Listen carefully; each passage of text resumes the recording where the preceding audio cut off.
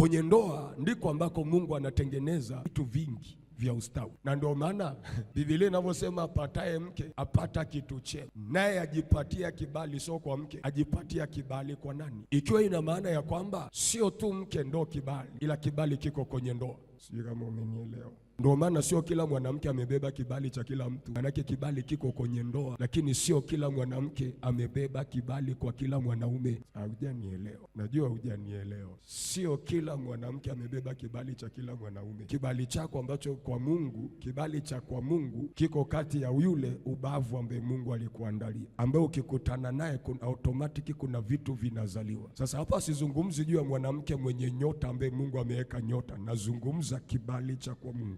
Sababu kuna watu watakuja kwako kwa sababu ya ulichobeba ambacho hata mume uliye naye hakithamini, hakijali, wala hajui kama unacho. Kwa hiyo kikafungwa, kikaweka pazia kisimsaidie. Sababu unaweza ukawa na mke ambao ni nuru, amebeba utajiri, na ukawekewa pazia, usile vilivyopo kwa mke wako au usile vilivyopo kwa mume wako. Na ndio maana unaweza ukaolewa alafu uchumi uko vizuri, hauli wewe, wanakula watu wa nje, kumewekwa pazia. Ombea huyu mwanaume, unaomba wewe huku kwenye pazia, lakini kwenye swala hela ikitokea, kuna pazia kati yako na huyo mwanaume, kunaingia ukuta, wanakula wengine, wewe unabaki kwenye tabu. Sasa hayo mapazia ya namna hiyo leo yanatakiwa yaondoke. Sijui kama unanielewa, sijui kama unanielewa. Unaweza unateseka wewe, unamwombea. Ndio maana unakuta kuna watu wengine anaomba akiwa kwenye mahusiano, anamwombea mume wake mtarajiwa, sababu hajawa mume bado, mtarajiwa. Mungu mpe kazi, Mungu mfungulie milango, kwa sababu unajua akipata kazi mtaoana, si ndio? Lango la kazi likifunguka, uchumi ukikaa vizuri, wewe sio type yake tena, anatafuta mwingine. Kama mnanielewa?